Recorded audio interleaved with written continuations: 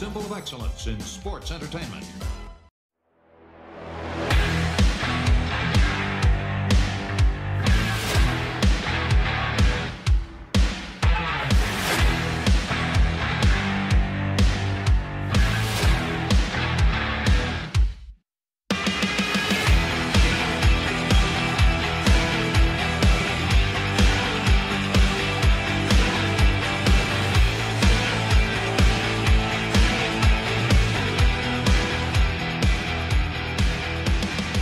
Hey, this is Kurt Angle, and welcome to the Kurt Angle Show. On the show today, we'll be talking with a man who's done it all in the world of entertainment. But first, let me introduce to you my co-host, Paul Bromwell. How you doing today, Paul? Kurt, I'm doing great. I've been looking forward to this since the day that it was announced and we were able to schedule having our special guest with us this week. And man, I tell you what, though, last week we had the NWA World's Heavyweight Champion, EC3.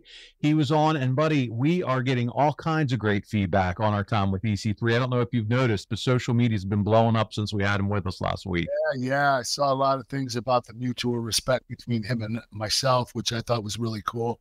And he had some great stories, man. He's really intelligent, very intelligent man.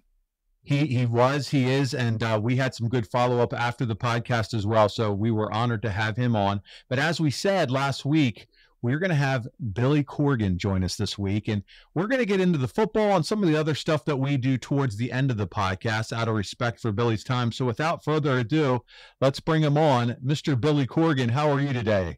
I'm good. I'm an honor to be on with Kurt and yourself. It's great to see you, Billy. Thank you. You too, Kurt. You know, certainly knowing I was going to see you today, I was reflecting on our time together in TNA. And of course, I was a fan from your time in WWE, but getting to work with you behind the scenes was a real honor. And I was there for even your retirement. Yes, sir. I remember. Yeah, we did that. As UK, we did some stuff, and big moment. You know, I remember, like a lot of the boys, we were at the curtain watching because, you know, we knew we were going to see your likes again. I felt like I might be jumping ahead with what you want to ask me about, but I certainly felt watching you do your final matches as a professional wrestler, like I was watching Babe Ruth or Michael Jordan. No, I really mean that. And thank you, Billy. Whatever you want, but at least let me cut my little own promo here in that, you know, Kurt's absolutely the greatest professional wrestler I've ever seen in person. Wow. Could do it all. I mean, you know, the word you always heard around TNA was Kurt was a machine. And that was respectfully said, meaning there wasn't anything you asked Kurt to do that Kurt couldn't do at the highest level. I watched it in person. And of course, this is at the end of Kurt's in-ring career. So I certainly saw Kurt in person during his WWE time when he was probably at his peak physical prime. But yeah, just watching Kurt go out and perform in a variety of situations with every type of talent up and down the card, whether it was comedy, whether it was 20-minute matches with Eddie Edwards, or, you know, I'm in total awe of Kurt as a professional wrestler. So it's always an honor for me to even talk to Kurt. Billy, thank you so much. But this podcast isn't about me. This is about you, my friend. I thought I was here just to talk about you, Kurt. Hey, Billy. Billy, hey, this is awesome. And the fact that you wanted to start off with that means a lot. And I know it means a lot to Kurt. I know he's being humble, but he's eating up every single word that you just shared. He broke his neck for America, okay? That's right. He deserves it. Let's be straight here. That's right. That's good stuff. Well, hey, listen, we're going to go through. We have some questions that we want to talk to you about. Obviously, you have a lot going on. The NWA, so much momentum going on right now. And Kurt and I, when we have guests on, we kind of like to do a little bit of retrospective and a walkthrough, a background, and then also talk about everything that's going on right now with the NWA. So I'm going to kick things off with this and just say, you know, the first time I saw you in professional wrestling in any capacity was your appearances for ECW. I loved ECW. Can you share with our audience what that experience was like for you and being there, a part of ECW back in the day? All right, I'm going to give you the real quick cliff notes, and then we'll get to the good part. So I'm flipping channels one night, Sunshine Network, 3 a.m., and there's this company called EC3, EC3 in this champion, ECW. And, you know, totally rebellious, weird, almost like the alternative grunge version of wrestling. They're using my music and other bands' music, by the way, unauthorized. Paul never paid a dime. I'm sure that's a surprise. Sounds about right. Yeah. That's a surprise to Kurt. Anyway, so I arranged to go see my very first ECW show. They tell me to go to this door, knock on this door. I go inside. As soon as I walk, for the first time in my life, I'm in a wrestling locker room backstage. And I mean, I see all the guys that are supposedly having feuds laughing. And so it's kind of surreal. It's the first time for me. And Paul Heyman makes a beeline for me, cuts a 5-minute promo about me to me. I love it. Peak Paul Heyman. I mean, you want to talk about, like, if you're a fan of Paul Heyman, which of course I am, having Paul Heyman cut a promo on you, about you, the very first time you meet him, and you don't even have a chance to catch your breath. That's how I started in ECW. Eventually, they talked me into doing some angles, everything from smashing a guitar over Sign Guy Dudley's head a couple times. I legit got concussed, by that same person, Sign Guy Dudley. He's still my friend all these years later. I hurt my hand doing something with Just Incredible. My hand still hurts from that. So even my little brief time in ECW, I still have some injuries, but I loved it. And what was interesting about that is some of those relationships that I formed had everything to do with me entering the professional wrestling business later. Wow. You know what, Billy? What was your earliest memory of professional wrestling? Was it ECW or was it something else? No. When I was a little kid, my mother had some issues and was hospitalized. And so I went to live with my grandfather, who was in his 60s, and my great-grandmother, who was in her 80s and barely spoke any English. She was from Belgium. And they watched professional wrestling on Saturday morning. So I'm 4 years old, and I'm watching Dick the Bruiser, Nick Bockwinkel, Bobby Heenan, Baron von Raschke, The Crusher, Vern Gagne. So the very first experiences I had were with these stone cold legends of professional wrestling. I didn't even know what I was watching, much less that I was watching these legends. So that very much formed my idea of what wrestling was about, the toughness, the larger-than-life personalities, but particularly a very Chicago-style version of toughness, mostly embodied, of course, by Dick the Bruiser, who in many ways was the template for what came later with, say, Stone Cold Steve Austin. I mean that respectfully. If you look at footage of Dick the Bruiser from the 60s, he's so far ahead of where everybody is in America at that time. Ahead of his time. He basically is Japan before Japan. You know what I mean? If you know what I mean by that reference. So that's what I grew up on. And at some point, like you do, you get all weird and goth and start playing guitar, and you think wrestling's not for me. And then I kind of walked away from it. I didn't think I'd be interested. And of course, when Cyndi Lauper was doing stuff in WWF and all this stuff, I paid kind of sort of attention, but I saw it as something in the rearview mirror. I never imagined that I would one day be backstage and see you at a WWF or E or whatever it was at that point show.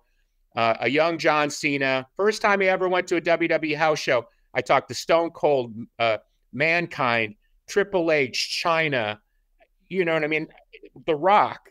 So my first experiences behind the scenes of professional wrestling, I was treated so well and so respectfully by everybody. Some people were fans, some people were just nice. Some people I still have relationships with. So I was like, wow, this is a lot cooler a world behind here than I would have ever imagined. The people are a lot smarter than I would have imagined. Like, there's a street sense to them that doesn't always come across in their characters. And as you know, Kurt, sometimes the best heels are really great baby faces behind the scenes and vice versa. Oh, yeah, yes. And so, I started to get to know people in the business and just slowly got sucked in like the mob to, and as you know, once you're in, you can never get out. So here we are all these years later being in the NWA, which is a whole nother craziness. So I got to ask, because you started talking about AWA, a lot of the wrestlers from the AWA era. I really got into wrestling. I saw some AWA, early WWF in the early 80s, and then it was Jim Crockett Promotions and NWA. That was the Four Horsemen, everything that went on there. And as you were telling your story of your fandom, you were going through, different years. You saw the Cyndi Lauper era, and then you kind of fast forwarded to Mick Foley and The Rock and all. Did you, now as the NWA owner, did you follow the Crockett era at all of the NWA, or did you go back and catch up on that later? No, it was weird because in Chicago, we had WGN, which was a super station. Okay. But we also had TBS. It was weird because, of course, I didn't know anything about kayfabe, right? So I'm watching Chicago, and occasionally, like, Dusty would show up, and I'd watch a whole program with Dusty, and then he'd disappear, and then suddenly he's on Georgia. Yeah. Like in Chicago, he's a heel, but in Georgia, he's a baby. I didn't know what the hell was going on. Okay. We did see, because it's a little confusing there with Crockett and Georgia, but I saw like Flair and Dusty and all that, that sort of early 80s. That was probably right around the time I started checking out. I thought Flair was phenomenal. I mean, and again, I didn't know what I was watching. This is all kayfabe times. Sure. I didn't even know what a heel was. All I knew was like when Ric Flair was on the television, I found myself hating him, but I couldn't turn the TV off. Right. So and I'm 12, 13 years old. And I'm like, what is this? Right. He's talking about all the things, the wealth, the riches, the limos, the ladies. I believed him. What I mean? We're all sucked in. But did you ever think, so now you're fast forward, you're getting into it, you're meeting the wrestlers. Did you ever think you'd become a promoter? Never. No, I'm really interested in the creative aspect of wrestling. And as even our time together in TNA, I loved working with talent, promos, vignettes, it's like, that's very much like music in its own way. It's like how to cook a soup. How do you want to play this? The nuances involved. The promotional side is, in my rock and roll life, somebody else sells the tickets, you know what I mean? And they blame me when we don't sell tickets, but you know what I mean? Like, but somebody else does all that. To be a promoter was like a totally new skill set to have to learn. And then much less being a promoter for the oldest wrestling promotion in the world.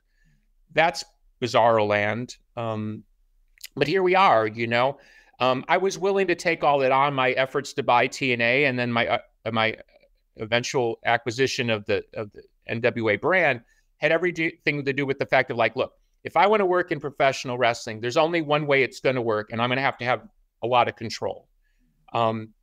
We make this joke around the office sometimes, which is, WWVD, which is what would Vince do? You know what I mean? Because there's just certain things that you have to almost be inside the office, understand the promotional thing as it pertains to the booking. And there's no manual for that. Most of the people who are very successful bookers had fathers who were bookers. You know what I mean? They grew up in the business. They understood the kind of the difference between, let's call it the reality and non-reality of professional wrestling booking. I had no training. I had no particular mentor. I learned, much like I learned music, by listening and watching. Well, how much did growing up in Chicago form your attitude toward everything? Well, it's a combination of things, and I appreciate the question. On the fundamental level, hard work is something that when you grow up in Chicago, hard work is just a part of life. The first time my band would go to Chicago and LA, they would make fun of us because we worked too hard.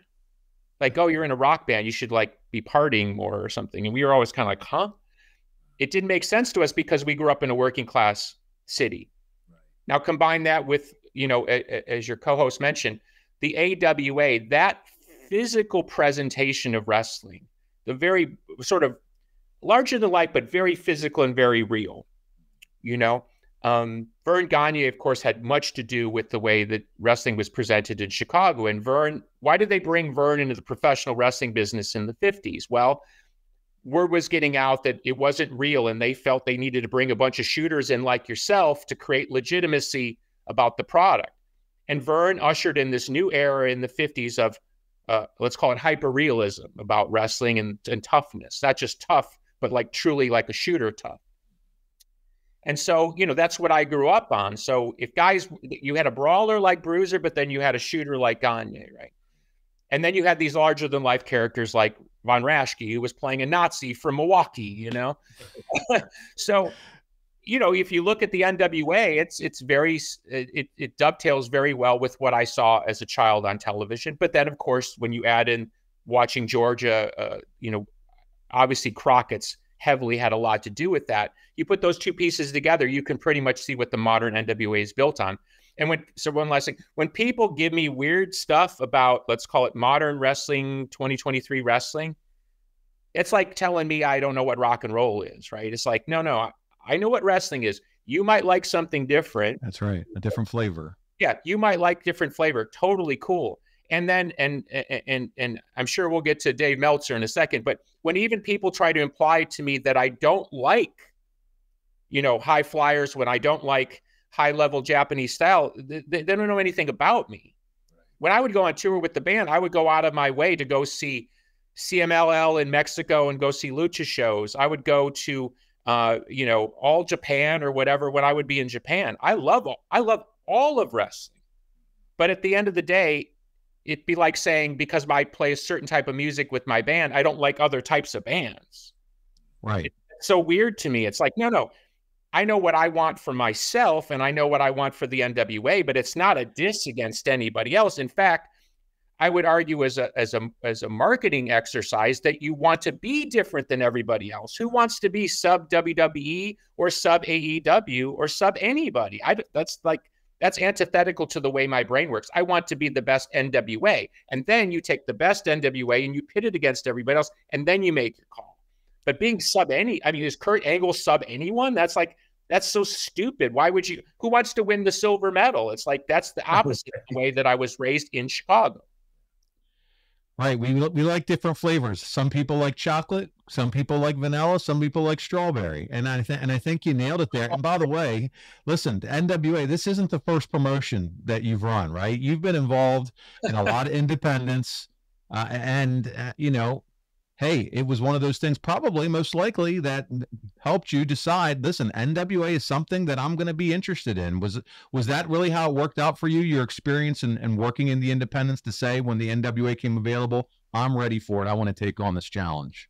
I wish it was that easy, but it's not. And okay. I'll be simple about it. I after ECW folded and after Paul Heyman offered me a piece of ECW, and we can talk about that if you want, but when that didn't happen, some of the guys from ECW, when the company went out of business, talked to me about starting a promotion, and I was interested. It didn't happen. Then Court Bauer of MLW approached me about being an investor. That didn't happen. Then the whole thing kind of seemed to ebb away, and life went on, and I still went to shows. I saw a ton of shows, and I got to know people in the business, including Gabe Sapolsky, who now works for WWE again. And, I stay in touch with Gabe. Like, I have those relationships, but I had them only as a fan.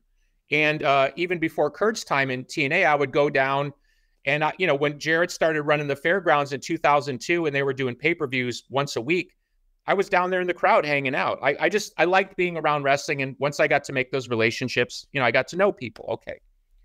So one day I met these guys here in Chicago, used car salesmen. You can't make this up.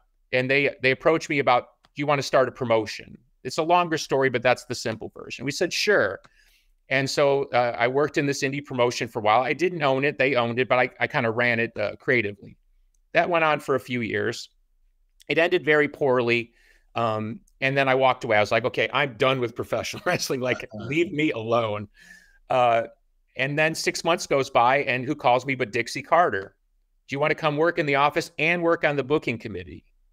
It was too tempting an offer because I did have those ties with TNA. When I would go to Nashville, I would have lunch with Dixie, but only as a friend, and she would ask my advice on other stuff that was outside of wrestling, where maybe my expertise in media or marketing could help TNA, including my lending songs to TNA and stuff like that. So it was an intriguing thing. I jumped in on that, ultimately ended up being the owner for a hot second, big lawsuit, got out of that. And I said, I'm done with wrestling forever. Leave me alone. Please leave me alone. About a month goes by, somebody calls and says, the NWA is for sale. I said, how is that possible?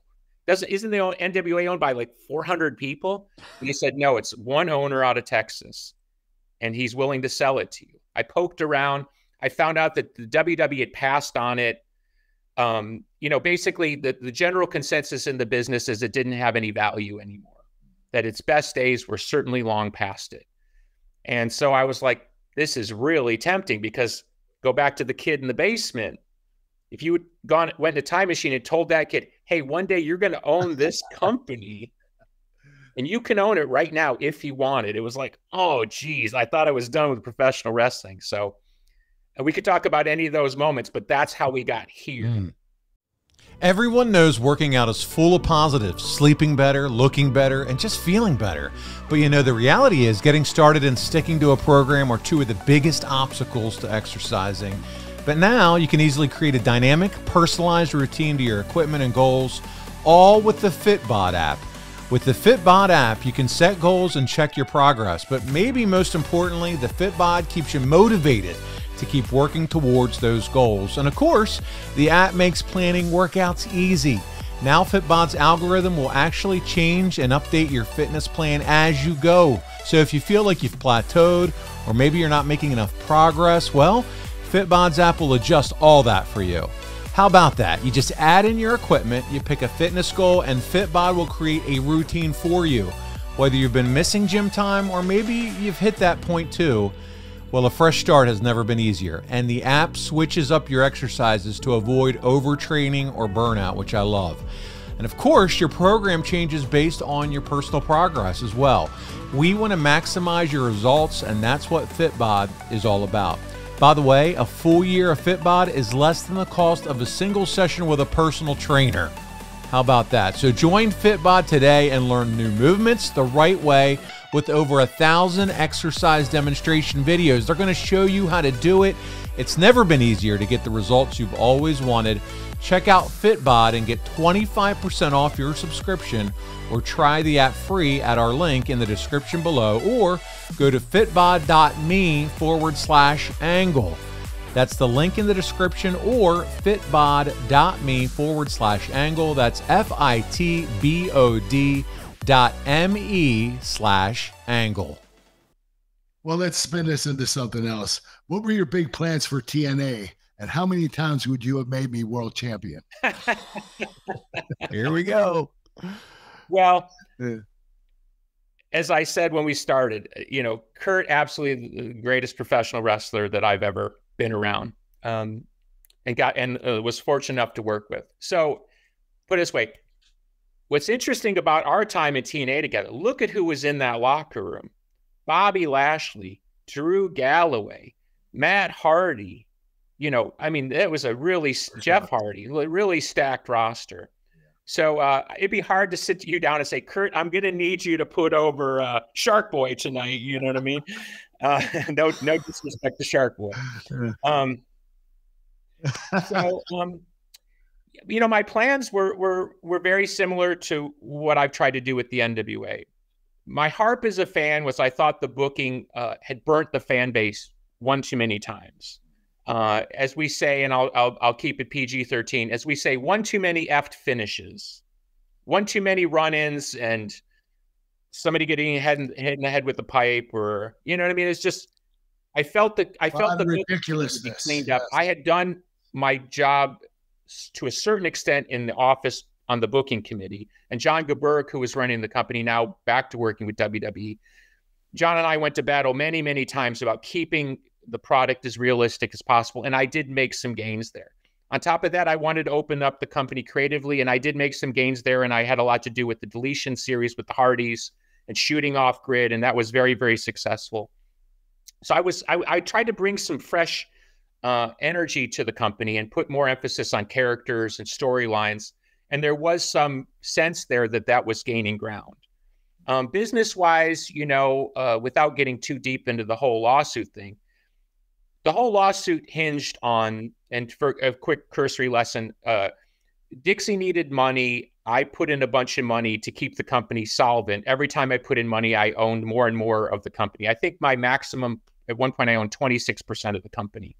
So like Dana White, for example, is an owner of UFC. He doesn't own the whole company, but he controls the company. So I didn't necessarily need to own 100% of TNA to control the company. And I was trying to figure that out with the various partners. There were mystery money people that Dixie had made deals with that I didn't even know about that showed up later. It was a mess. On top of that, the whole lawsuit that we eventually fell into hinged on the idea that TNA wasn't. It's I can't remember. It's a legal thing, but basically, if I could prove that TNA had more debt than it's worth. So if Dixie, I think was of the mind at the time that TNA was worth $8 million. So if I could prove that they were more than $8 million in debt, ostensibly the company was supposed to come to me in some sort of default.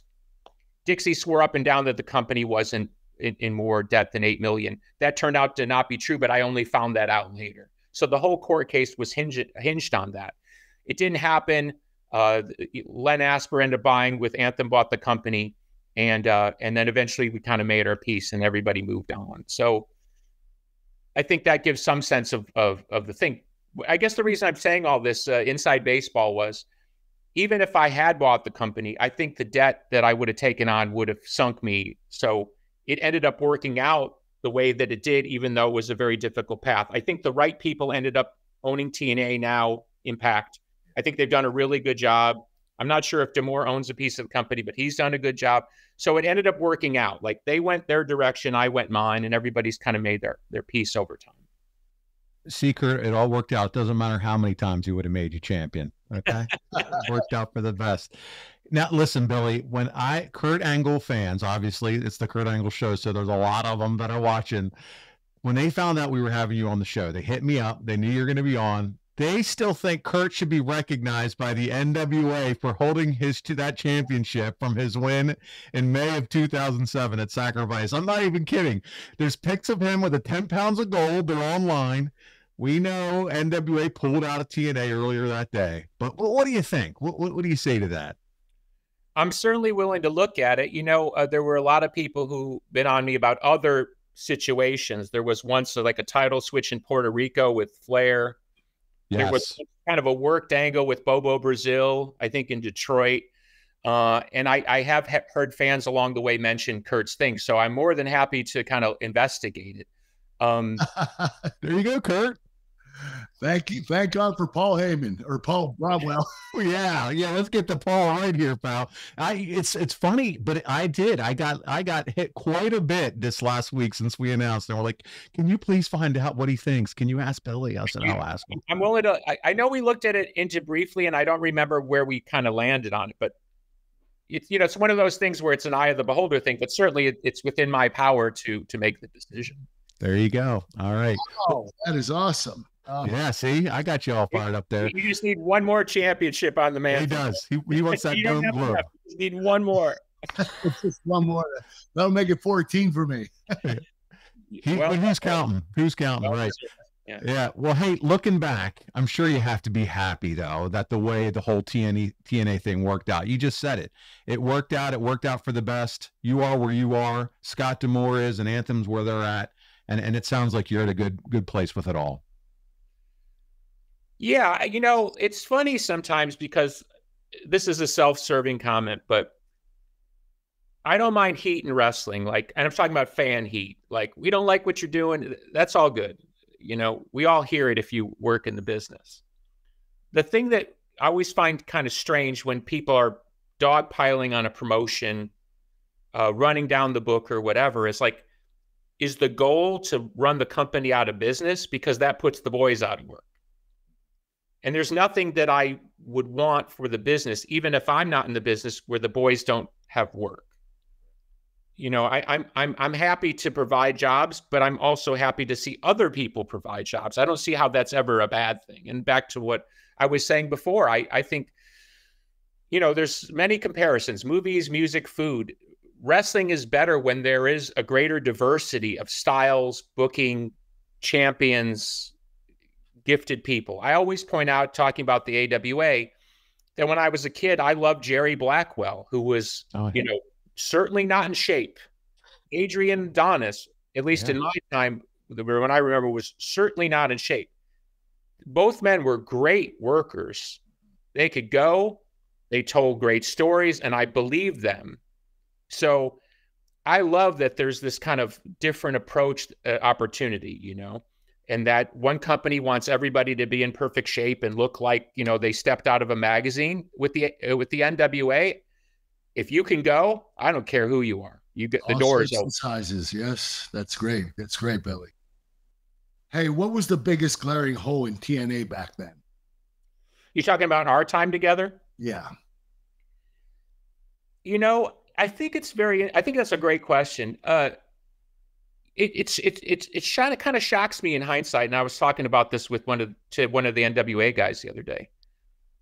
And you remember, we got so much SHIT back then for that roster and that booking. But when you look at that roster, I think anybody would be a fan of that product today. So that's very strange to me. It seemed a lot of the heat was around Dixie, right?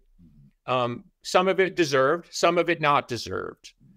But I wish there was a better way to, in fact, here's a conversation with Paul Heyman. I went to Dixie one time. I was not involved in, I was not in professional wrestling. I was just a fan coming to hanging out. Dixie takes me to lunch at one of her fancy Nashville restaurants. And we're sitting in there, and all the rumors, in the Observer and all that, the rumors were she was going to let Heyman take over the company. So imagine me, I'm just a fan. I don't know, Jack, you know what about professional wrestling other than what I've been told. I'm sitting at a table, and she says, if you were me, would you hire Paul Heyman? I said, give him whatever he wants. And she told me what he wanted. It was a big pile of money, and he wanted absolute total control. And in fact, I don't know if you ever saw this interview, Kurt, and I remember it quite clearly. He gave one interview that I remember where he later said, after the whole thing didn't happen and he was back working with WWE or whatever, he gave an interview where he said what he would have done. And he said he would have cleaned out every veteran except you. He would have kept Kurt Angle and went all completely young and went more MMA shooter style. Very interesting. Yeah. But back to the conversation with Dixie. I said, please give him whatever he wants. She goes, well, and you've had these conversations with her, Kurt. Well, he wants this and he wants that and he wants total control of my company. And I said, please give it to him. Give it to him. Yeah. Number one, your ratings will double overnight. Number two, you get all the smart marks off your back instantly. Number three, they'll hail you as a genius for bringing in Heyman. Number four, the company will be on fire within 6 months. I guarantee it. Just do it. She's like, well, what about giving up control? I said, I don't care. Just give it to him. I mean, I begged her. Imagine what that company could have been with that roster or whoever he would have brought in. Yeah. That would have been hot fire. Yeah. So, why didn't she do it? I think it goes very much to my situation with her is she was very reluctant to give up control. Now, to be fair, let's make both arguments quickly. To be fair, I run the NWA completely. I'm not in a big hurry to give up control. True. Even if it was Paul Heyman, I'd have to really think about it because he's going to flip around what I want to do. He's going to bring in his boys and get rid of maybe some of the guys that I'm partial to. Wrestling is very much based on loyalty and who you trust. And maybe my company spins out of control in a way that I can't control. So to be fair, maybe that was her reservation. Now, to be critical, everything that she had done up to that point was not working. She was getting creamed weekly. The ratings were going down. She was having trouble with TV deals. That's a moment I think then you tap and you say, okay. And maybe there would have been a how can I put it? She goes to Heyman and say, I'll give you the job. I'll give you what you want. You'll have total control, but I got to have one person in there that's my person. So at least if I got to get rid of you, he's slipstreaming you, whether it's Dutch Mantel or so. I got to have somebody in there that's loyal to me. So if you try to steal my company or I feel like this is after what you're doing, I can kind of at least reel it back. So right. Keeping an eye on the old hen house, like they say, you know what I mean? Just from her perspective. Again, to be fair, Paul did not have the best reputation with money. And slight inside baseball, back to when Paul Heyman offered me to buy into ECW in its dying days. What Paul didn't know, and of course I didn't tell him, as we sat in a New York deli, to his credit, he did buy my sandwich. A rare moment of largesse. he didn't know that I knew how much money he owed each one of the boys because I'd made friends with all those guys. I knew how much he owed RVD. I knew how much he owed Sabu. I knew how much he owed Taz, including guys that had already left. So because of that rep, I could see where she was maybe a little reluctant to open the purse string. Billy, as we sit here today, what is your opinion overall of Dixie Carter? You know, my life with Dixie's sort of had three chapters. My first chapter was I got to know her as a person, and liked her and respected her. I understood she was in an interesting, tough spot. I like many people, I struggled for why this woman who had worked as a publicist, came from a very wealthy family, would want to get into professional wrestling. Much the same thing I get a lot of the time. Like, you're a rock star. Why do you want to be in this messed up business? She caught the bug, or Jarrett worked her, whatever. Whoever knows what the true story is. But to be fair, she caught the bug. She risked her reputation, and she put up a lot of financial money, you know, and varying reports. But certainly her father once told me what he estimated that the family had lost, or at least the parent company, Panda, had lost, and it was significant. So they had made a big commitment. So I was, I guess, empathetic, but also, like many people, I had some influence on her. And back to my Heyman story, I was trying to help her steer the product in the right direction, and she seemed receptive to that. She at least listened, even if she didn't do what I said. But at least there was a sense there was a openness, because Dixie had been in the world. She'd worked for country stars like Dottie West. And, you know, because of her background with her family, and because even of her husband's, background as a singer, you know, there's a worldliness to Dixie that maybe wrestling fans didn't appreciate. She wasn't just some wrestling mark who came from a wealthy family. Chapter 2 is now I'm in business with Dixie. Now I meet a totally different Dixie. Now I meet the Dixie that's got all that heat. Now I meet the Dixie that's telling me one thing and doing something else. Now Dixie's got people lying to me. Dixie, when I took over the company, in quotations, I technically did, she went behind my back in a bunch, and she burned every bridge so I couldn't even cross it. Mm. She was willing to essentially steal money from me. And we're talking about millions of dollars here. You know what I mean? We're not talking about like a couple $100K. We're talking about serious money, which, you know, ended up with me having to turn on my friend like something out of a Vince Russo angle, right, suit the hell out of her, which I won. They'll say I lost, but I didn't. And how I won? I got every penny back, including legal fees. So that's chapter 2. Goodbye, Dixie. Goodbye, Serge. Goodbye, the whole thing. Goodbye, having dinner with the family around Thanksgiving. I used to stay at the Carter's house. I had dinner with the parents. Yeah. Every time I go to Dallas, I go see the parents. I mean, I was in the sort of the circle. I wouldn't say it was family, but I mean, I was in the thing. Well, chapter 3, years goes by.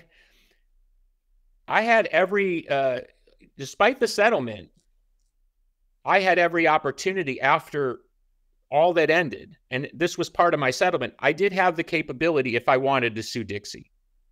And I had grounds to sue Dixie beyond the lawsuit. That was part of the settlement. So I thought for a long time about, do I really want to get into this? And it was that thing, like, you can get into when you're, it's like, well, if this woman was my friend, but this woman tried to steal millions of dollars from you, right? So you're kind of in this thing. Well, I obviously made the decision not to go there. I kind of moved on. I got very focused on the NWA. I thought, let's just move on. Fast forward to, I think TNA was having, or Impact was having Slammiversary. I was in town, and I just looked on social media. I was like, oh, I could go to the show.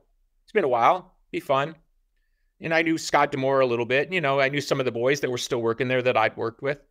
And so I asked, I went through back channels and said, do you mind if I come to the show? I think Scott or somebody wrote me, no problem. You're more than welcome. We'd love to have you. It would be great. Blah, blah, blah, blah, blah. And then I got this note, Dixie's going to be there. So then I had to sit there and think, okay, do I really, because I'm the type of person, if Dixie's going to be there, I don't want to ruin Dixie's night. It doesn't do me any good to show up and be like, I deserve to be here, and who cares how you feel. Right. So when I made the decision to go, whoever I was talking to, I said, please let Dixie know I'm not looking for a fight. So I come in peace. We see each other, we hug, we kind of catch up on family stuff, and we went kind of sort of back to chapter 1, where we just kind of skipped over all of chapter 2, and now we're cool. And as you saw recently, she did a promo, for Al Snow's running OVW, and EC3 is doing stuff over there. And Dixie cut a promo that they used for OVW television, where Dixie's putting over EC3 being the NWA champion. Wow. And she's obviously helping, on some level, putting over the NWA. And it opens the door to, at some point, maybe we could do something, get back into the fun part of the business, which is, because I'll tell you what, strictly for booking, and I hope Kurt appreciates this, me versus Dixie. Yes. That would be some good business, man. Full circle moment, baby. Hey guys, Eric Bischoff here to talk to you about my friends over at SaveWithConrad.com. Are you looking to get out of debt? Conrad and his team can make that happen faster than me firing the honky tonk man. Wow. And you know that controversy creates cash, right? Do you know what doesn't create cash? Credit card debt. Save with Conrad can help you consolidate high-interest credit cards and all of your other debt into one low monthly payment. They can even help you get the cash you need for home improvements or anything else. They've helped 83 Weeks listeners save $500, $600, $700, even $800 a month. Seriously, your papers are going to go down faster than Nitro ratings in 2000. Ouch! And how about this? No house payments for 2 months. That's right, no house payments for 2 months. And unlike the dirt sheets, man, the reviews do not lie. With over 1,000 5-star reviews, find out for yourself how much Conrad and his team can save you by checking out SaveWithConrad.com today. You'll be grateful you did. NMLS number 65084, equal housing lender. Woo! Well, not to beat a dead horse, but how did the deal come to be between you and TNA to get you settled and to make you happy? It's super complicated because it involves a court case. It involves people lying to a judge. It involves a ruling by the judge where the judge basically puts in the ruling to me in judge language, yes, you've lost, but I encourage you to continue. My perspective was, once the other side, which Dixie was a part of, saw that language, they tapped immediately and they settled immediately. I mean, they settled immediately. And you got ran around and went to every dirt sheet, including wrestling historian Dave Meltzer, and they told everybody we beat him. Behind the scenes, they were like, they were doing with somebody in the ankle lock, right? Right. Because that case, after that ruling, that case settled probably within 72 hours. Wow. And we are talking about significant money. And as I said, I got every penny back. So in that thing, so the beautiful part about it was when people ask me about my time in TNA, I say, you know what crazy thing was, besides working with legends and learning the business behind the scenes, which was I got a free education. So it didn't cost me anything good, so, but it gets into a lot of like stuff that probably most wrestling fans wouldn't. It gets into like a lot of weird stuff. It's really stuff for a book. Those things, if you told it in a book, and I really wish someday somebody would write the true history of TNA because it's utterly fascinating. And you were there for much of it. You know how crazy that was. Oh, it was different. You're definitely right. So, Billy, you turn your attention now. We're through the TNA stuff. You turn your attention to the NWA. Let's talk about the moment that you get to pay. You can see behind me, I like belts. I'm a little bit of a belt nerd. You purchased the 10 pounds of gold. That had to be a special kind of moment for you, did it not? It's wild, I wish I had the OG version. Sure. I think that's sitting above Triple H's best I understand. But there is something about when you hold the belt in a way that connects you to the lineage of a Dory, of a Terry Funk, God rest his soul, to a Flair, to a Dusty, heck, to an Adam Pearce. When you hold that and you feel the power of that, and then you watch what it does to a wrestler.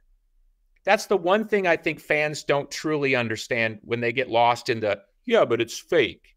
They don't understand that for a professional athlete or a professional wrestler or both, when you hit the pinnacle of your chosen profession, it means something. It really does. I don't want to speak for you, Kurt, but there's a look in people's eyes when they win, particularly that belt. We've had people in the company. Look, when Cody Rhodes won that belt, are you telling me that it didn't mean something if he's holding the belt that his dad held? I think major. Oh yeah, without a doubt. I'm getting chills just talking about it. Yeah. And I know Cody a little bit, and we work together. Nothing but good stuff to say about Cody. But I'm saying is, when you see that guy hold that belt and look in that belt, it's like that moment in the movies where the camera zooms out. You know what I mean? You get the sense of the history, the sacrifice, Dusty on the road, and the whole thing. It's like, bah, bah, bah, bah, bah, bah, bah, bah, bah. Or when I talk to Ricky Morton, and we're talking about Crockett Cup, you get that elongation of history. So cool. It's very, very powerful. Well, hey, we talked about Paul Heyman asking you to invest in his company. Can you tell us the amount? Let's just say it wasn't under 7 figures. Okay, so it was over $1 million. Yes, sir. It was some serious money. Yes, sir. It wasn't like, hey, I need $100,000 right now, maybe a little bit later. It was like, one lump sum. I can't remember if I've ever said the figure, but I'll say it this way. Paul says, I can't do Paul's voice, but I'm going to try because it adds to the story. Billy, what would you think about investing in ECW? And I go, all right, Paul, I'm open to that. How much? Blah, blah, blah, blah, blah. I said, for how much percentage of the company? He goes, 10%. And I go, Paul, I can do math. The company's not worth that. Yes, but you would be owning a piece of ECW history and legacy. You would be part of this incredible journey. You know what I mean? He goes into the promo mode. I love it. Hey, he's a good salesman. Oh, he's the best. Yeah. I mean, he's the best. I mean, so it's that weird thing where it's like you kind of want to give him what he wants, but he's totally reaching in your back pocket, stealing your wallet. Hey, that's what he's best at, man. He knows how to, trick people. He knows how to talk them into something they don't want to do. Listen, I'm not saying Paul's a sociopath because I don't know him that well. I only know Paul has always been pretty straight with me. But there is that thing, I don't know if you ever heard this with sociopaths. And again, I'm not saying Paul's a sociopath, but people who are great liars, let's say great fibbers, they study their brain waves. And when they tell a fib, their brain doesn't change. Wow. The average human being, when they tell a lie, their brain actually, like they know they're telling a lie and it causes their brain to go crazy. So you're telling me he believed in his lies? I think people that are really good at that job believe what they're saying, even though they know that it's not true. It's a weird ability. So I'm going to bring us back to the NWA because I'm really excited about some of the things that I've heard recently. Has your plan always been eventually to get the National Wrestling Alliance like the old NWA of dealing with the territories, working in the territory environment once again? When I bought it, the previous owner had licensed out the name to a ton of different territories. And I think he was charging him like $500 a year just to use the name. There was no control. So it was kind of a free-for-all. And you had NWA companies everywhere. My first thing that I did was we reached out to all of them and said, listen, we're open to working with you.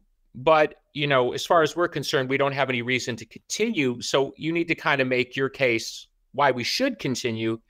And we're willing to entertain that. Complete hostility, like off the chart hostility. I paid my $500 and you can't tell me, and who are you? And you don't know, what about, and so I just finally made the decision. All right, get rid of all of it. And maybe there was a few where that was unfair too, but overall it was like, I just need a clean slate. Right. Well, if you're going to do it, you need to do the whole thing. You can't just do partly. Yeah. So it really only kind of cropped back up as an idea recently with real force in talking to EC3 because he had moved back to Cleveland, which is his home. and he was starting Exodus Pro, and going back to our time in TNA, and we've always stayed in touch since that time. I said, what do you think about making this the first kind of new NWA territory under my sort of world? And he loved the idea. He got it right away. And so we started talking about what we would each need. And so we just announced it. We were shocked by the positive reaction. People from all over the world started applying like crazy. It's the reaction. So something, how can I put it? There's obviously an organic need for this indie outreach and creating connectivity. So there's something there. And so we're really exploring it. Because, you know, in the short term, we were just looking at people we're already in business with. So that's very exciting. You know, as I like to say, I don't have $1 billion. I wish I did. So we're going to have to get very serious about creating a ground game and finding the superstars of tomorrow way before they reach the point where the Dave Meltzers of the world are writing about them. It's going to be something we're going to have to figure out how to do. And so having people on the ground, me going to seminars, being able to not only see tape, but talk to people. And one of the great things that EC3 has already done is when we had the seminar the other day, who's he got at the seminar? Tom Latimer, Aaron Stevens. You know what I mean? He's got people in the building with different levels of experience. Tom, obviously coming out of the UK system, same kind of world Fit Finley came out of. You know, young wrestlers need to get that perspective and that not everybody comes into it, obviously, with somebody of Kurt's skill set. Many people, of course, fall in love with professional wrestling and all they learn how to do is be a professional wrestler. They don't necessarily have the mat skills, and there's a lot there. And, you know, I don't have a performance center. I can't send them down to Florida and say, go train with, you know, whoever's down there right now, you know. Well, hey, Billy, when you finalized the deal with EC3, what did it mean to you? I think it's a big deal, you know. I think the most difficult thing in the professional wrestling business is at least for myself is separating who's truly an ally and a friend and who's just in business with you. And it's difficult because, look, most professional wrestlers, talking about Paul Heyman, they're really good at working. You know what I mean? So you're never quite sure who's working you for That's what they do for a living. Sandwich, or it might be, hey, you know, put the title on me. So it's very difficult. And in the case of you know, the real person behind EC3, Mike, there's somebody I really trust. You know, our relationship extended past our time together in TNA. We stayed in touch when he was back in WWE. I was in touch with him the entire time he was doing Sin. My position was always to do what was best for him as a person. And if we did business together, great. At one point, we talked about him coming in and facing Nick Aldis. It didn't happen. It didn't blow up our friendship because I really needed him in that moment. And you're letting me down, brother. I always put our friendship above. So now that we're in business together, now our friendship and our business, I think now we're really going to go places. And I think he has a really bright future as a promoter. And one thing he's told me, and I really respect his ask, is he wants to learn the business. He wants to really understand how the business really works. Most talents don't really want to learn the business. They just want to learn how to work the business so it works out for them. Learning the business is a very difficult thing for most talents. It's not something they're comfortable doing. And you can understand why. You've mentioned his name a few times, and I'm going to jump down here and I want to talk a little bit about Dave Meltzer. He recently responded to you on something, and I want to know what you think of Dave and his impact on pro wrestling. Let me start here, and I haven't said anything about this. I have no personal problem with Dave Meltzer, none. In fact, a lot of what I learned about the behind-the-scenes workings of the professional wrestling business, and let's call it the deeper fandom that follows everything, I call it the wrestling bubble, you know, the Smart Mark crowd. I learned a lot of that from being a subscriber to the Wrestling Observer. Dave was fully aware that I was a subscriber, and at different times we kind of ran into each other, including, I think, once at Cauliflower Alley. So there was no, but I'd occasionally see, and you can imagine me, you know, 15 years ago reading the Wrestling Observer, and he would report something about me, but he knew where to find me. So I would be like, and I'd reach out to him and say, why don't you just call me? Once, for example, this is before I went to TNA, there was a rumor that I was going to be the big money investor that was going to come in and save TNA when Dixie was having some money problem. Dave Meltzer wrote in there, Billy Corgan doesn't have the resources or the finances to take over TNA. Okay. Number one, wrong. Number two, he didn't ask me. Number three, where did he get his information from? Not from you. Not from me. Yeah. And I wrote him and I said, now remember, I have no hostility against the guy. I said, Dave, why the F don't you just ask me? And by the way, I might have tweeted it even because I was mad, but I said, why don't you just ask me? And by the way, you're wrong. You're wrong. I have a lot more money than you think I do because Dave doesn't know anything about the music business. Here's a fun fact about me. I own all my songs. In the music business, if you own your songs, you're worth a lot more than if you don't own your songs. I was lucky and I had a great lawyer when I was young who said, you need to own your songs. I didn't know what that meant. She protected me at that time, and my value in the world has everything to do with me owning my song catalog. And if anybody saw like last year's Guardians of the Galaxy Christmas special, there's one of my songs. Right. Anybody saw the new Dracula movie coming out, there's one of my songs. If anybody saw the Rock movie where it was like against a King Kong type thing, there's one of my songs. Well, then you get paid on all that stuff. Okay, so moving on. So I knew from personal experience that Dave would routinely report things as fact that he would not fact check me on. When I entered the professional wrestling business, that trend continued. So I watched repeatedly, and I would email Dave at different times and say, why don't you just ask me? At least have me say, no comment, you're wrong, or here's the truth. So now when I see, and I have to laugh, when I see Dave Meltzer, wrestling journalist in Sports Illustrated, I laugh because if you're a journalist, you check your sources. You don't rely on one Mark who calls you and trades gossip for you, so you'll give them a 5-star review. Now let's talk about the recent thing. Okay. Dave Meltzer has created a world where he's in heaven because AEW is his sort of spiritual embodiment of what he always told everyone that wrestling needed to be. Great. Dave Meltzer has very little interest in the NWA. You know how I know? Because he doesn't really cover it much. He sort of treats it as a side thing. Okay. If I sound hostile to the idea, of course I am, because Absolutely. I'm in people. Yeah. I'm running with my own money the oldest wrestling brand in the world.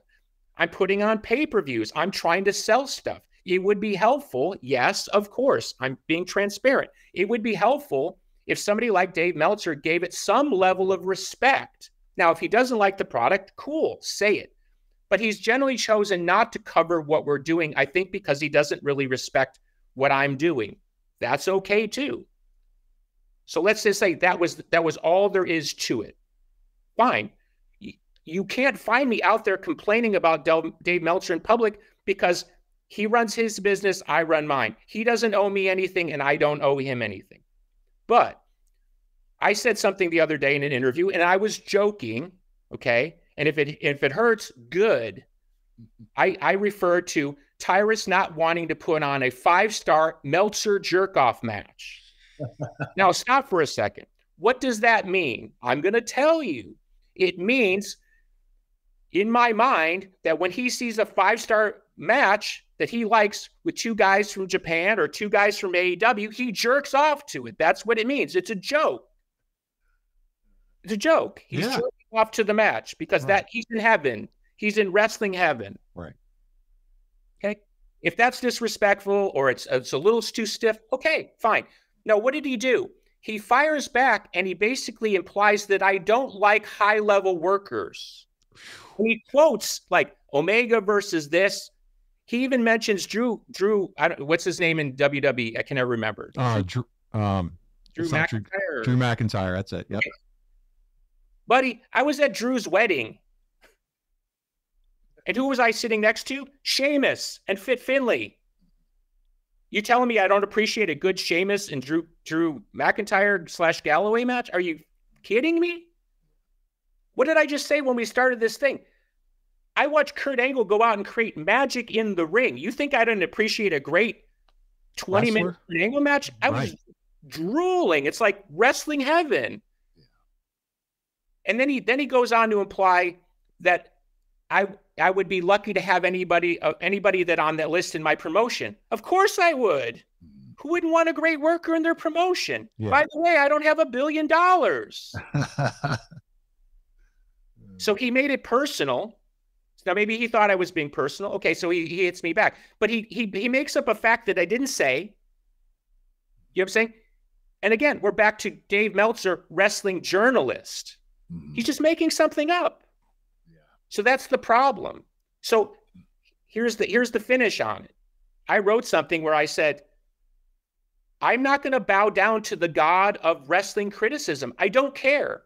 You can rate every NWA match with 1 star. You have bias. Dave Meltzer, you have told the world the wrestling that you like. Great. You may have decided that the NWA style is something for a history book from 40 years ago. Great. You may decide that what I'm doing with the NWA isn't worthy. Great. I don't have any problem with that. Just don't make up stuff about me. If you're going to be called a wrestling journalist, be a wrestling journalist. By the way, Dave Meltzer has my email. He could email me. He doesn't email me. That easy. You're right. Right on Twitter. Yeah, blast it to everyone. Do you know that this journalist, I don't know if you've heard this or not, Billy, the guy that you talked about at the beginning of the show, Kurt Angle, who this is named after, you know, he never gave Kurt Angle a 5-star match. Have you heard that before? Never. Well, it's like the Grammys. I think the Grammys never gave the Beatles a Grammy Award. What does that tell you? Right. I mean, come on. He didn't wrestle in AEW and he didn't wrestle in Japan enough, apparently. So there you go. My response to Dave, which was very measured, and I tried to be an adult, right, was to say, look, I'm not afraid of you. There's a lot of people who are afraid of you because they don't want to get, you know, the Meltzer, whatever. Bad press. Yeah. I've been into public life for 35 years. I'm not afraid of Dave Meltzer. I'm not afraid of the writer from Rolling Stone. I'm not afraid of anybody. I'm out here to represent the NWA, right? I love talking to you, but I'm here to promote my brand, right? I want people to watch pay-per-views. So if you want to be a fair arbiter of the truth, great. If you want to be critical, no problem. But you want to play this like weird game where you're winning and everybody else is losing and you're the smart guy and nobody else knows wrestling like you do. Wrestling historian, I'll give him that all day. The guy's knowledge of history is great. His opinion, I'm sorry. His opinion over time, and I think what's happened in the last 5 years has gone to his head, and the success of his brand, which is admirable, has gone to his head. He thinks he's the god who decides what is and isn't worthy. And you're bringing up him never giving Kurt a 5-star match is a perfect example of that. Right. There are a lot of great workers in this business who are not the type of wrestler that Dave Meltzer jerks off to. Okay? Okay. I love it. That's totally fine. But let's go back to Jerry Blackwell and Adrian Adonis, guys who drew money. A lot of people that Dave Meltzer doesn't like draw money.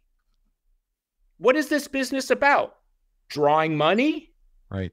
Putting butts in seats, drawing money. You got it. And if he wants to criticize me for not drawing enough money, great. Go ahead. I wish I was drawing more money. I wish we were selling more stuff. Let's out there. There's nothing to be afraid. The point is I'm not afraid of this conversation. There's a frustration there with this guy who's anointed himself the Pope. And I don't mean the Pope from TNA and NWA. Right. Somehow he's become the Pope. I don't get it. We want to give you here, when you talk about drawing money, you have, I know we'll wrap up with these 2 points here, Billy. I know you're fired up and I'm loving every minute of it right now. I am too. Well, here's what I like. One time I had to cut a promo against Tony Khan because he was being silly, right? And I said, we're on Must Open. I said, nobody wants to see me and Tony Khan in a fight. Nobody wants to see me and Dave Meltzer in a fight. Well, we're here for the verbal warfare. Okay, you don't have to have a fist fight. I just want the promos because this is fantastic. Let's talk about Samhain, October 28th. The card is loaded. I don't care what Meltzer or whoever says. This card is loaded. EC3 main event. Tom Latimer. Talk about this show. I'm going to be tuned in on Fight TV to check it out. We want you to share that, and then to close. 2 TV deals. I'm just reading by House of Wrestling. There's been a network announcement, so I'll let you take it from there and kind of share the pay-per-view and then talk about that. With the wrestling deal. Yeah. Sure. Thank you for bringing up the pay-per-view. October 28th, we're on Fight. Been our pay-per-view home for a while. We've never done, in my time of owning the company, any kind of hardcore, harkening back to a little bit of ECW. When I was on Busted Open the other day, I mentioned that, thinking it would pop because Dreamer was on the call and Bubba was on the call, right? Nothing. Just because in their minds, nothing is ECW, right? That's right. I'm like, hey, we're kind of doing this paper, kind of harkening back to ECW. Nothing, flat. And my good old friends Bubba and Tommy, God bless them. We thought it would be fun with Halloween. You know, it's EC3's house in Cleveland. Him as champion. We love the idea of like kind of cranking up the heat for the spooky season. Father James Mitchell's hosting it, so we'll have some fun there. Nice. We have a world title match. BFT, who's managed by Aaron Stevens, is going to be against Knox and Murdoch. 2 great brawling physical specimens there. In a Knights of the Round Table tables match, you must go through a round table. Love it. To lose. We got a lot of stuff. Loser leaves town matches. You've got some matches where we kind of put the name of the stip, but nobody really knows what it means. We got a match, Violent J of the Insane Clown Posse, who manages the Brothers of Construction. If you haven't seen them, it's pretty interesting. I mean, they literally wrestle in clown shoes. No one knows how they do it, but great workers. They're going to be against La Rebellion, who've been champs for a couple years, and they're managed by Vampiro. So that'll be a 6-man. So lots of fun stuff. I think we're really leaning into, I really feel in the last year we got the wrestling where I wanted it to be. It's not that easy to flip a switch. Trust me, if I had 20 Kurt Angles, I wouldn't be talking like that. But it takes time to build a culture. It takes time to get people to work, let's call it NWA style. Snug, strong, physical, but safe. So you won't see 8,000 dives in our matches, but you will see a level of physicality that's almost, particularly in the women's division, that's almost without parallel. And as far as the TV deals, this last week I broke some news in that we'd signed 2 TV deals with the top 20 network. I said at the time I wasn't at liberty to talk about it. I'm still not at liberty to talk about it, but certainly very exciting news. Okay. And it was talked about today on one of the dirts, and then everybody picked it up. Yes. And you know you've done something right when this thing starts going off. I bet it did. So very exciting times, and thank you for allowing me to share some of this story with your audience. It's been a crazy journey. There's a lot of days where I kick myself and I think you got other things to do besides deal with these carnies. But when wrestling's great, when you have great times, when you get to work with legends like Kurt, there are those times in wrestling where you go, okay, this is worth it. Because like I say, when wrestling's great, it's really great. It's a lot of fun. And I think we're trying to bring some of that fun back. Dave Meltzer may not think it's fun. He may not get aroused watching the NWA product. Okay. He's not beaten off yet. Right. No. And maybe he never will. Again, if you can hear the tone I don't have any issue with that. That's totally okay. But I'm a public person. If you're going to report stuff about me that's not true, that is a problem. That is a problem. When you mischaracterize or misquote me, that is a problem. That means you're in business for yourself, to use the wrestling term, to get your businesses over. So you know what? It's also unethical. It really is, Billy. Well, he's built a business. To his credit, he saw where wrestling was going, about people wanting to talk about wrestling all the time. And going back to what I said, he helped me become a better fan. In many ways, he helped educate me about a business that I didn't know much about. So all credit to him.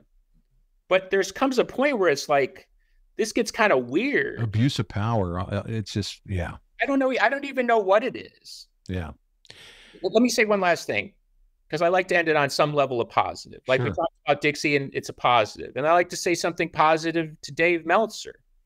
Your dream has come true with AEW. Wrestling's never been bigger. WWE just sold for $9 billion. Your business is secure. You will have things to talk about, and you will have things to jerk off over for the rest of your life. If we don't work in your little world or your big world, that's okay. But at least if you're going to quantify yourself as a wrestling journalist, be a journalist. If you want to disregard the NWA, any wrestling journalist, that's okay. But a rock star owns this company, funds it 100%. I worked in TNA for years in the front office. Before that, I worked in Indies. I put in my 10 years. I have relationships with professional wrestlers. I was lucky enough to work behind the scenes with Kurt. We had a good working relationship because I was there to work, right? I mean, I hope you never saw me act like a rock star, because I certainly didn't want to try to act like a rock star. You were the most down-to-earth person I've ever been around. Thank you, and God bless you. And it was always a pleasure to be around your lovely wife. What a blessing she is. Thank you. And even it's cool that, you know, your son comes around sometimes and wants to hang out with the NWA because he watches the product. That's a pretty cool thing too, right? Yeah, that's Cody. Yes, sir. What am I trying to get at? We're one big crazy family. Rock and roll is weird. Wrestling is weirder. How I ended up in this spot is a weird, crazy journey. I'm not asking anybody for any favors. I'm not asking anybody to like what we do just because I'm asking them to like it. All I'm asking for is if you put in the time and you put in the effort, at least give a level of respect. Now, as people would say, respect is earned. Okay, if I haven't earned his respect or somebody else, that's totally fine. But you have to acknowledge that I picked a company up out of the freaking dirt. Jim Cornette cut the promo when I bought it, and eventually Jim ended up working for me for a while. He bought 3 worthless letters. WWE passed on the NWA for pennies on the dollar. Why? I took something that everybody said, not everybody, a lot of people said was worthless. And I brought it back to where now we have TV deals. We're running all the time. I employ at any given time 80 professional wrestlers. It's not a bad thing. What I'm saying is take the stink off the whole thing and just kind of enjoy the show. Yeah. There's a big difference between I don't like the movie versus I can respect what you're trying to do. Putting people to work, having a good time, and bringing some level of fresh attitude. And here's the last promo I'll cut on my behalf. I'm probably one of the only people in professional wrestling working in professional wrestling, because certainly a guy like Bad Bunny comes in and does good business, or the Paul brothers. But as far as somebody who's actually working in professional wrestling, I'm one of the only people that people from the outside world will listen to about professional wrestling. So when I talk to Forbes or the Wall Street Journal or Rolling Stone about wrestling, not just the NWA, wrestling, they actually listen to me. Right. So if I'm an emissary or a figurehead, or I represent at least the business in general, how is that a bad thing? It's not. No. So that's all I'm saying is people should be leaning into that. Come on. That's what I'm saying is I'm asking for, let's call it a level of perspective. Just a level of perspective. And this is a moment where we can hit pause, to use Pat Kenny's phrase. Pat, I don't know if you know, Kurt, Pat Kenny runs talent relations for the NWA. Oh, good. Pat Kenny would say, hit pause, right? Let's just enjoy the moment. It's not about Dave Meltzer. It's not about disgruntled ex-employees. It's about the fact that collectively, and it's not all about me, we've been able to do something that has some momentum. It's not a bad thing. That's it. It's not, I'm not crushing the world. You know what I mean? I don't have a money mark $1 billion investor. I just have me and the little choo-choo here called the NWA that's doing some good work. And I think, you talked about it a bit. People are starting to notice that our quality level has come up, our production level has come up, and something's starting to happen. That's right. Kurt, listen, me and you, 2024 goal. How about me and you take the opportunity and attend an NWA show? I'm for that, brother. You're down? Sure, yes. We want to be out there and full support. Get it for free, Billy. No, I think it would be great. I'm fired up. You fired me up. Just this interview, the last hour and 10 minutes has been fantastic. See the product in person. Yeah. Yeah. There's nothing like seeing it live, man. How can I put it? I'm not a worker, right? I mean, I've done a couple of things in the ring, but I'm not a worker. That's why I have so much respect for in-ring talent, because what people like Kurt put themselves through to entertain the fans is really something. I remember talking to Kurt one time backstage, and he was talking, no PCL? What did you tell me, Kurt? Like yeah, my ligament, my knee, yeah. Yeah, I mean, I was like, PCL. he's like, yeah, I got no PCL, and da-da-da. I was like, how are you wrestling? He's like, I don't know, I just do it. Very Kurt-like answer. What I'm saying is it's a total pleasure to have a front seat to these great athletes. It's a pleasure to run a professional wrestling company. But like I said, there are those days where I go, it's not worth it. I'm bickering on Twitter with Dave Meltzer. Dave Meltzer. This isn't Jimi Hendrix we're talking about. You know what I mean? Right, Dave Meltzer. Okay, that's okay. I'd be happy to bicker with Kenny Omega because Kenny Omega is one of the greatest to ever lace up the boots. Dave Meltzer. Right. I'm a better professional wrestler than Dave Meltzer, and that's saying something, okay? You definitely got a hell of a promo. God bless you. All I'm trying to say to try to wrap this up and kick me off your show, please. This is great. All I'm trying to say is, look, it's not that hard. It's not that hard. We inside the bubble can talk about all this stuff, fight about all this stuff, but the general public, more people have turned off professional wrestling in the last 10 years than the previous probably 50 combined. And Dave Meltzer will probably run some stat, tell me I'm wrong.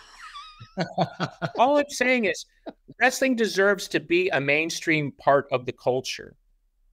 And what has happened, and I believe this is at the root of the WME acquisition of WWE, they're going to bring wrestling back to the mainstream. Okay, it's not a bad thing.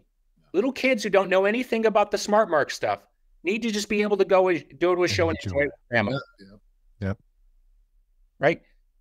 Let's not lose the childish innocence of just sometimes just seeing a good house show match between two great workers who just tell a good story might be the difference of that kid becoming a lifelong wrestling fan.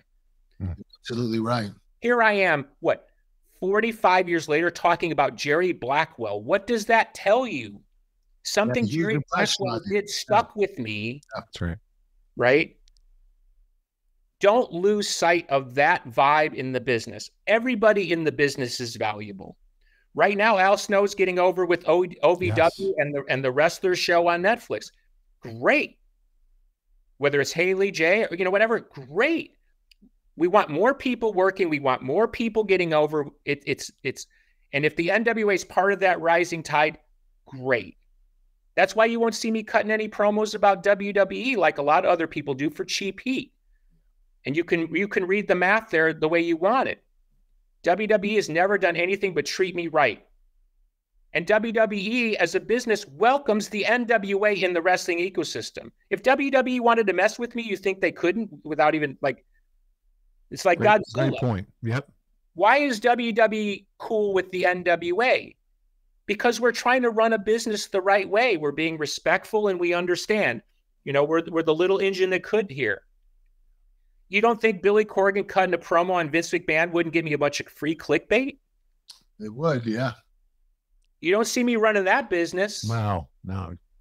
So I'm just saying, let's have some perspective here. Sure. Billy, thank you so much. Thank you. This week. Great fun talking to you. Kurt, always such an honor. A lot of respect for you, Billy. Thank you for being on your show too, man. I had a lot of fun talking to you. All the luck with the big pay-per-view. October 28th, Fight TV, NWA. Check out the promotion. I'm telling you, if you haven't watched it, buy the pay-per-view. You won't be disappointed. Billy, thank you so much for joining us this week on the Kurt Angle Show. Thank you, gentlemen. Talk to you again. Thanks, Billy. All right, thank you. There you go. Fired up Billy Corgan. Wow, what an interview, Kurt. Hey, he can tell some stories, man. Well, he can interview, man. Yeah. He can cut some promos, brother. No, I know. I know why he's in the wrestling business. Holy shit.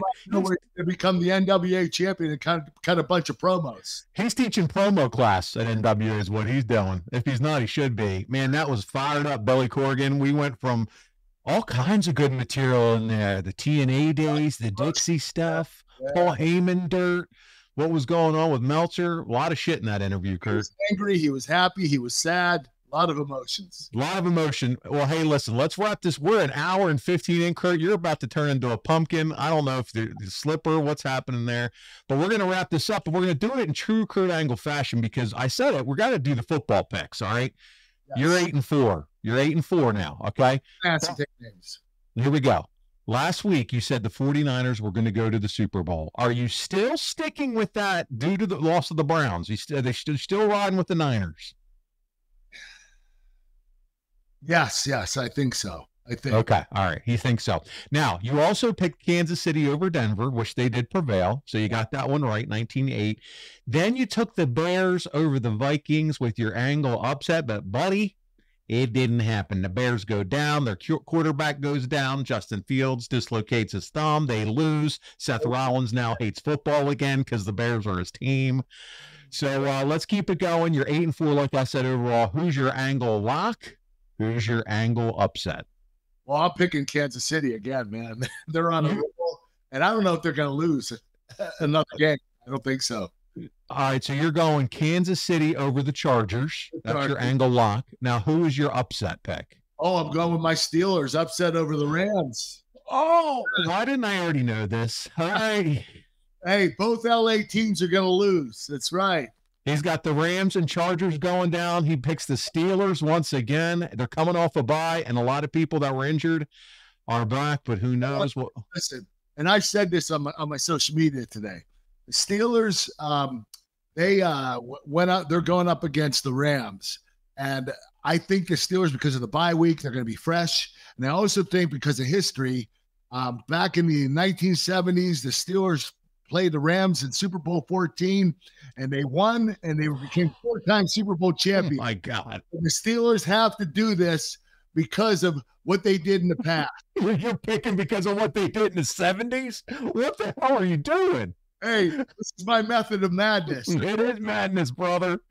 Well, we'll see what happens. Hey, my pick for this week in my survivor pool, I was good with the Cincinnati Bengals last week. I'm going Seattle over the Cardinals in Seattle. That's my survivor pick. I still have 1 strike and a 3-strike lead, so Seattle's my pick for the week. Now, before we get out of here and into the promos, no, I'm not letting you go that easy. Don't start digging for them chicken snacks yet. We're not there.